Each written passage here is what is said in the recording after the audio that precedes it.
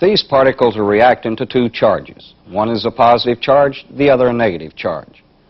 In this lesson, we're going to discuss charged bodies.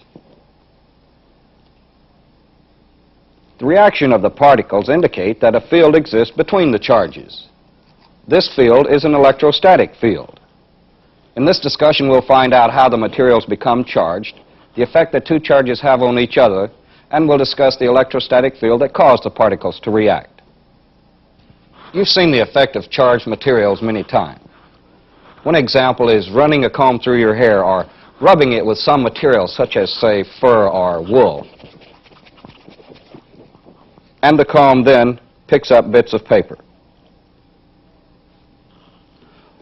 Or perhaps a balloon that magically sticks to the wall after you've rubbed it on your clothing. Or perhaps you recall an occasion of sliding across a car seat, reaching for the door handle and zap, you received a shock. In each example, the reaction occurs due to materials possessing different charges. Now, what do we mean by a charged material? Well, remember, all materials are made up of protons and electrons. The atom may be neutral, a positive ion, or a negative ion. It's neutral when it has the same number of protons and electrons. If some force causes the atom to lose an electron, it becomes a positive ion. It's left with more protons. However, if the atom gains an additional electron, it becomes a negative ion. In either case, the material is considered to be charged. Now, there are several ways of developing a charge on a material. One way is by using friction. For example, if this rubber rod is rubbed with fur, it will become charged. It becomes charged because the energy level of the electrons will be raised, and they'll either leave the rod or enter it, depending on the material used to produce the friction. Now, if the rubber gains or loses electrons, it's acquired a charge. Now, notice how a neutral body reacts to the rubber rod. This indicates that the rod is charged. The neutral body in this case is a pith ball. Now, pith is a soft, spongy core in the center of certain plants, and I'll use it throughout this discussion because of its ability to acquire charge, to hold a charge, and to react readily to other charged bodies. Now, another way to charge an object is by the conduction method. Now, in this, I'll again use the rubber rod, and I'll charge it with the fur.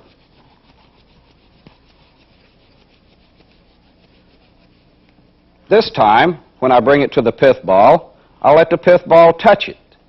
The pith ball will acquire the charge in the rod.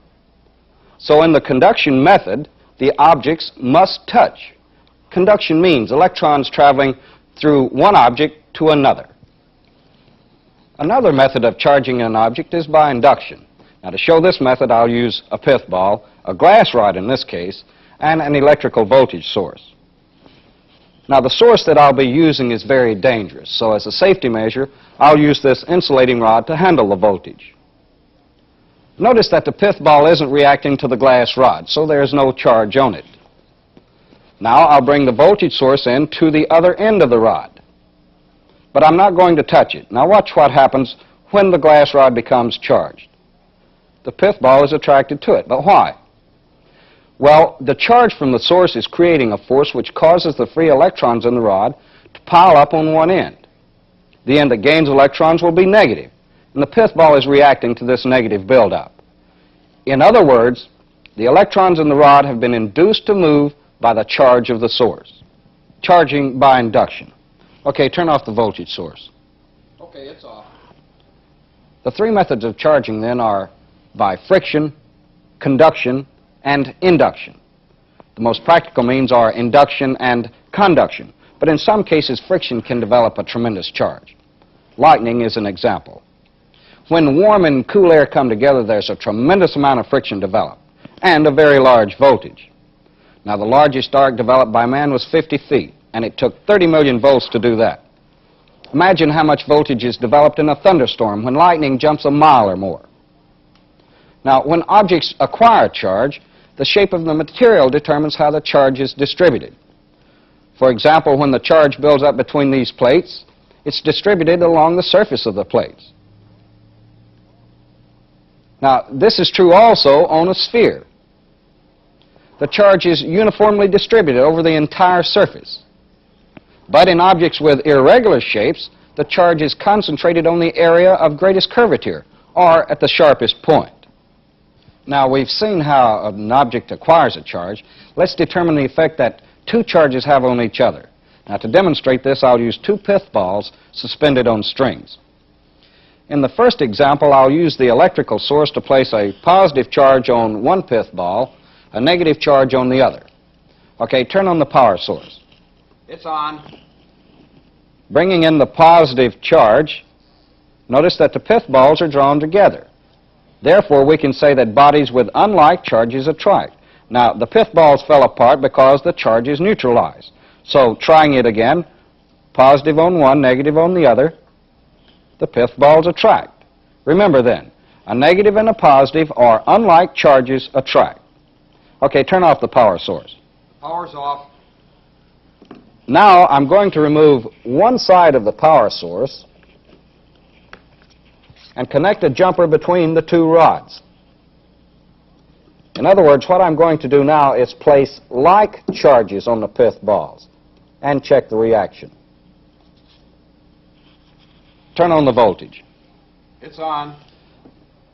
Now, applying like charges to the pith balls, notice that they repel. Then we can say that objects with like charges do repel. Okay, turn off the power supply. All right, the power's off.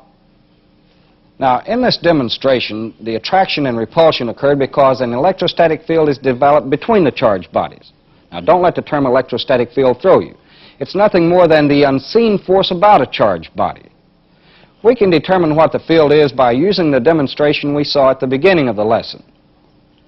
Now, I'll place a positive charge on one metal plate and a negative on the other, and there should be a force of attraction. Now, to see the electrostatic field that creates the attraction, I've put some small light particles between the plates. Now, as the charge develops, notice the reaction of the particles. They tend to gather and form lines between the plates. Now, these are the electrostatic lines. It's the force that's developed between charged bodies. Now, the strength of this field is determined by the amount of charge on each body and the distance separating them. This formula shows the relationship of the distance and the charge on two bodies. For example, if we increase d, the distance between two charges, the force will decrease. If we increase q, the charge on the body, the force will increase. Now, here are some terms associated with charged bodies that you should become familiar with. A coulomb, for example, is a measure of the amount of charge. Electrostatic unit is also a means of measuring the charge on a body, while dyne is the unit expressing the amount of force between two charged bodies. Now, make sure that you understand how a charge is developed and the laws of attraction and repulsion. These are very important laws, laws that form the basic principle of operation for all electronic circuits. In our next discussion, we'll apply these laws to develop a better understanding of practical electronics.